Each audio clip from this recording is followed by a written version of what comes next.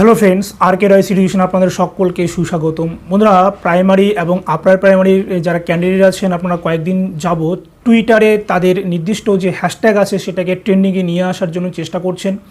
তো আজকে আমি আলোচনা করব কীভাবে একটি হ্যাশট্যাগ টুইটারে ট্রেন্ডিংয়ে নিয়ে আসা যায় সে ব্যাপারে কয়েকটি নিয়মাবলী সম্পর্কে।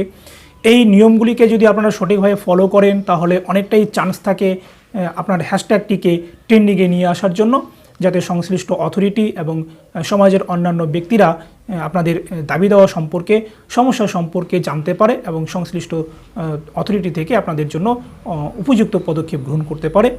তো যাই হোক, যে কোনো সংগঠন তাদের সংগঠনের পক্ষ থেকে এই হ্যাশট্যাগ ব্যবহার করে তারা ট্রেন্ডিংয়ে আসতে চায়। তো প্রাইমারি এবং আপার প্রাইমারি ক্যান্ডিডেটদের জন্যই কিন্তু আজকের এই ভিডিওটি তৈরি করা।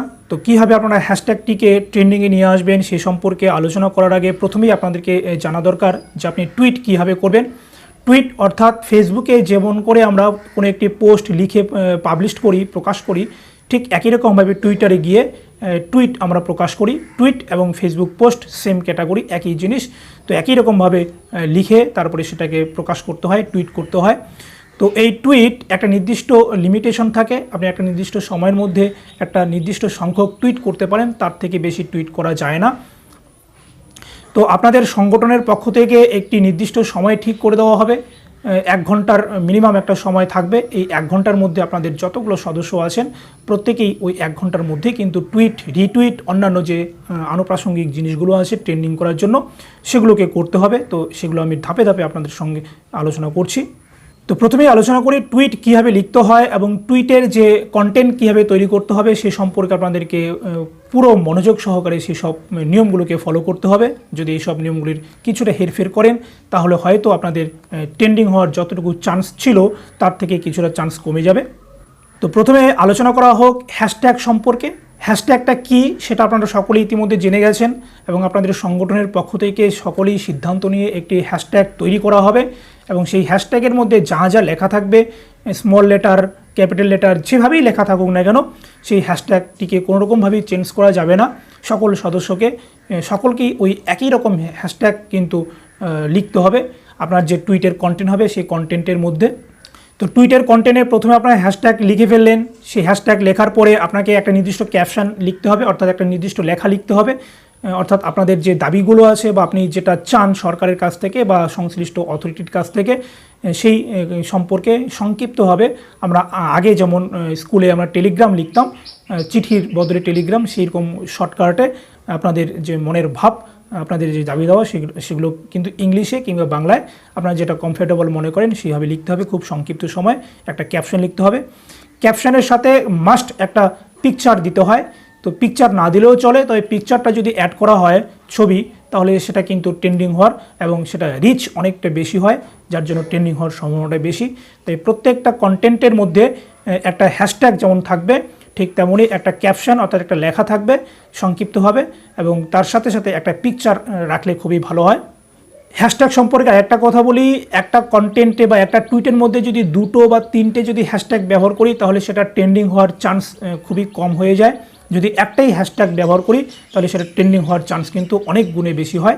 2টো হ্যাশট্যাগ ব্যবহার করলে বা 3টে হ্যাশট্যাগ ব্যবহার করলে টুইটারে যে অ্যালগোরিদম আছে সেটাকে ট্রেন্ডিং করাতে গিয়ে অনেকটা ফাঁপড়ে পড়ে যায়, অর্থাৎ তারা বেছে নিতে, তাদের কাউন্ট করতে অসুবিধা হয়।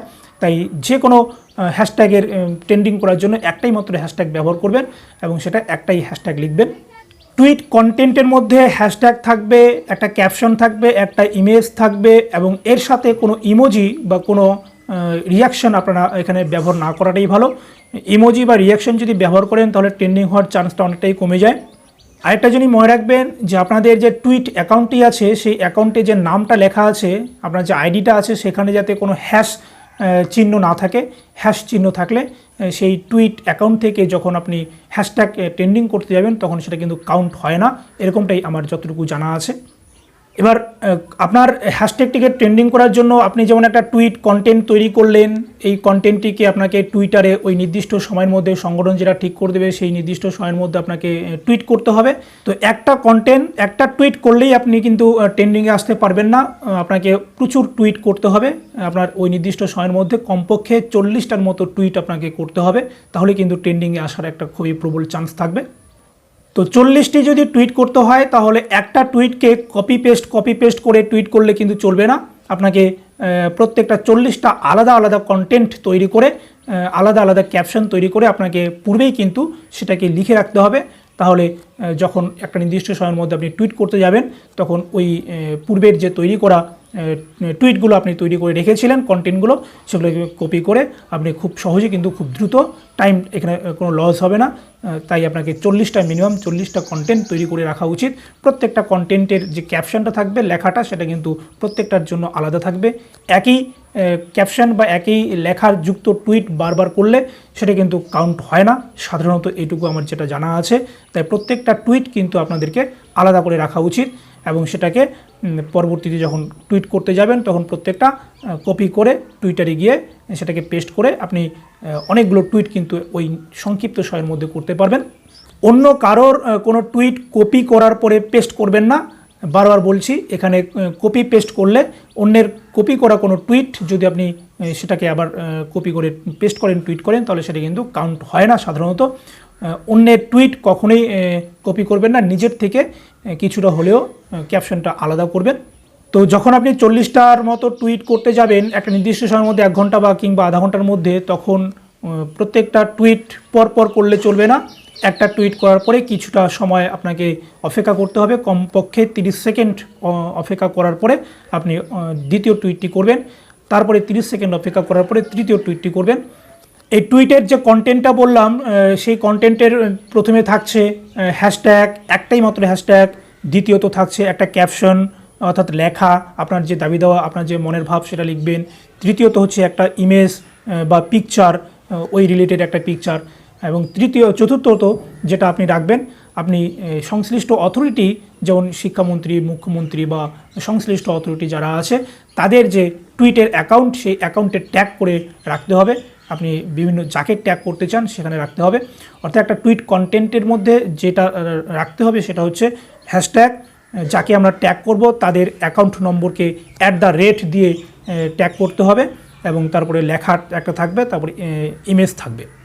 তো এখানে যেটা মৌলিক কন্টেন্ট সেটা, অর্থাৎ যেটাকে চেঞ্জ করতে হবে না, সেটা হচ্ছে হ্যাশট্যাগ চেঞ্জ করতে হবে না। প্রত্যেকটা টুইটের মধ্যে একই হ্যাশট্যাগ থাকবে। প্রত্যেকটা টুইটের মধ্যে আপনি যাদেরকে ট্যাগ করতে চান সেটা চেঞ্জ করতে পারেন বা নাও করতে পারেন, কোনো অসুবিধা নেই। কিন্তু ক্যাপশন অর্থাৎ লেখাটা আপনাকে চেঞ্জ করতেই হবে এবং ইমেজটা আপনাকে চেঞ্জ করতে হবে। এবার ইমেজ কীভাবে তৈরি করবেন, সকলেই কিন্তু ইমেজ তৈরি করতে পারেন না। তাই আপনার ইমেজ তৈরি করার একটা সহজ উপায় হচ্ছে, আপনি আপনার মোবাইলে মেসেজ যেখানে আপনি টাইপ করেন, যখন ইনবক্সে কাউকে মেসেজ পাঠান, সেখানে আপনার যে দাবি দেওয়াটা সেটা মেসেজ বক্সে লেখার পরে সেটাকে স্ক্রিনশট করুন। স্ক্রিনশট করলেই সেটা ইমেজে পরিণত হয়। তো এভাবে 40টা ইমেজ আপনি তৈরি করুন এবং 40টা ক্যাপশন তৈরি করে এবং সেটাকে আপনার ড্রাফটে কিংবা যে কোনো জায়গায় সেটাকে সেভ করে রাখুন।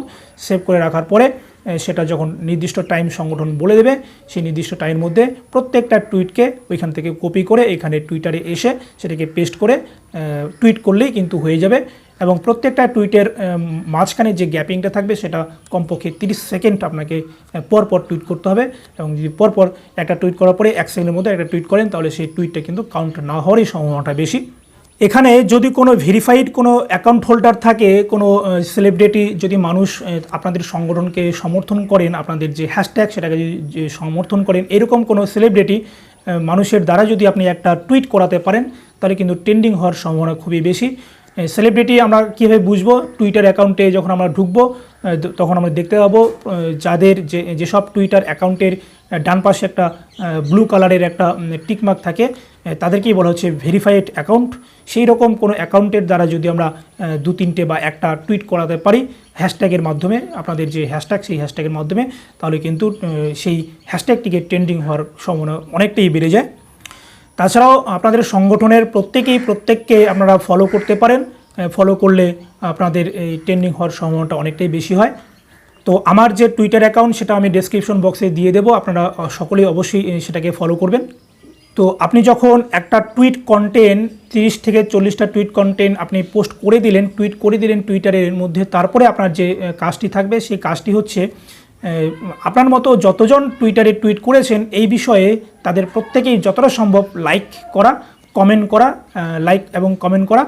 আরেকটা বিষয় হচ্ছে রিটুইট করা। তো রিটুইট আপনারা কীভাবে করবেন সেটাও একটা বড় ফ্যাক্টর। তো প্রত্যেকের অ্যাকাউন্টে গিয়ে পোস্টটাকে রিটুইট করাটা খুবই কষ্টসাধ্য ব্যাপার এই সংক্ষিপ্ত সময়ের মধ্যে। তো খুব দ্রুত যাতে রিটুইট করতে পারেন সেই রিটুইটের ব্যাপারটিকে আপনাকে খুব মাথায় রাখতে হবে। আপনার যখন 30 থেকে 40টা টুইট আপনার নিজস্ব টুইট আপনার নিজস্ব অ্যাকাউন্টে পোস্ট করে দিলেন, টুইট করে দিলেন, তারপরে আপনার যেটা দ্বিতীয় কাজ সেটা হচ্ছে রিটুইট করা। তো রিটুইট কীভাবে করবেন এটা খুব মন দিয়ে শুনবেন।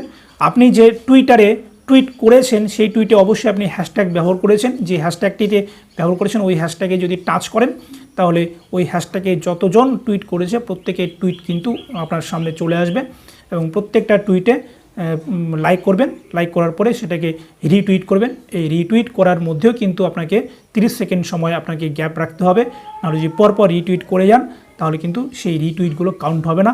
30 সেকেন্ড পরেই যেসব রিটুইট করবেন সেটাই একমাত্র কাউন্ট হবে।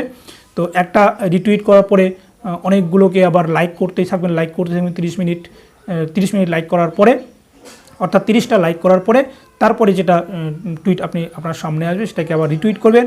তারপরে আবার 30টা লাইক করার পরে আবার একটা রিটুইট করবেন, আবার 30টা লাইক করার পরে আবার একটা রিটুইট করবেন। এভাবে চলতেই থাকবে, রিটুইট এবং লাইক এভাবে চলতেই থাকবে। এইভাবে যদি 1 ঘন্টার মধ্যে আপনি করেন তাহলে প্রথম 20 মিনিট পর্যন্ত আপনি প্রায় 40টার মতো টুইট করতে পারবেন নিজস্ব অ্যাকাউন্টে, এবং বাকি যে সময়টা পড়ে থাকলো সেই সময়ের মধ্যে অসংখ্য লাইক করতে পারবেন এবং অসংখ্য রিটুইট করতে পারবেন 30 সেকেন্ড পর পর। এখানেও একটা বিষয় আছে, রিটুইট করারও একটা লিমিটেশন আছে। আপনি মোটামুটি 100টা রিটুইট করতে পারবেন, তার থেকে হয়তো বেশি করা যায়। সাধারণত লিমিটেশন যেটা থাকে প্রায় 300 মতো রিটুইট করা যায়। তো আপনি 150টা যদি রিটুইট করেন, প্রত্যেকে যদি 150টা রিটুইট করেন, প্রত্যেকে যদি 40টা করে টুইট করেন এবং প্রত্যেকে যদি কয়েকশো লাইক করেন টুইটগুলোকে, তাহলে কিন্তু ট্রেন্ডিং হওয়ার একটা প্রবল সম্ভাবনা থাকে। তো বন্ধুরা, আপনার যে টুইট কন্টেন্টটা সেই কন্টেন্টের উপরেই কিন্তু প্রায় 50% ট্রেন্ডিংয়ের যে শর্ত সেটা নির্ভর করছে। আপনার কন্টেন্টটা টুইট কন্টেন্টটাই ভালো করে তৈরি করতে হবে, সেটা কখনোই কপি করা যাবে না এবং কখনোই সেটা অন্যের ইমেজ ব্যবহার করা যাবে না। নিজস্ব ইমেজ তৈরি করবেন। কীভাবে ইমেজ তৈরি করবেন সেটা আমি বলে দিলাম। আপনি মোবাইলে সেটা টাইপ করে সেটাকে স্ক্রিনশট করে রাখুন, সেটাই একটা ইমেজ হয়ে যাবে। একদম রংচং দিয়ে কোনো ইমেজ তৈরি করার প্রয়োজন নেই। সিম্পলভাবে ইমেজ তৈরি করুন এবং সিম্পলভাবে ক্যাপশন তৈরি করুন। করার পরে প্রায় 30-40টা টুইট কন্টেন্ট আপনারা তৈরি করুন। তৈরি করার পরে আপনার সংগঠনের যে নির্দিষ্ট টাইম সেই টাইমের মধ্যে সেগুলোকে টুইট করুন। তারপরে রিটুইট রিটুইট কীভাবে করবেন সেটা বললাম। একটা যে কোনো হ্যাশট্যাগের মধ্যে টাচ করবেন, টাচ করলেই আপনার সমস্ত টুইটগুলো খুলে আসবে। তখন সেগুলোকে রিটুইট করবেন এবং লাইক করবেন, রিটুইট করবেন এবং লাইক করবেন। এইভাবে নির্দিষ্ট সময়ের মধ্যে যদি আপনারা করতে পারেন তাহলে প্রচুর পরিমাণে শেয়ার হবে, প্রচুর পরিমাণে রিটুইট হবে এবং প্রচুর রিটুইট হবে, ফলে ট্রেন্ডিং হওয়ার সম্ভাবনা 100% থাকে। এবার যদি এর থেকে কিছুটা হেরফের করেন তাহলে দুটো হ্যাশট্যাগ ব্যবহার করলে এবং টুইট যদি কপি করে টুইট করেন তাহলে কিন্তু যতটা ট্রেন্ডিং হওয়ার সম্ভাবনা ছিল তার 50% কিন্তু ট্রেন্ডিং না হওয়ার একটা সম্ভাবনা তৈরি হয়। তো যাই হোক বন্ধুরা, মোটামুটি আপনারা সকলেই টুইটার অ্যাকাউন্ট খুলে ফেলেছেন এবং মোটামুটি প্রাথমিক যেটুকু জ্ঞান আপনারা জেনে গেছেন। এবার আজকের যেটা কর্মসূচি হবে বা এরপরে যেটা কর্মসূচি গ্রহণ করবেন সেই কর্মসূচি যাতে মোটামুটি কিছুটা নিয়মাবলী মেনেই করতে পারেন, তবে ট্রেন্ডিং হওয়ার সম্ভাবনা বেশি থাকবে এবং ট্রেন্ডিং হবে এই কামনা করে আজ এখানে রাখছি। ভালো থাকবেন, থ্যাঙ্কস।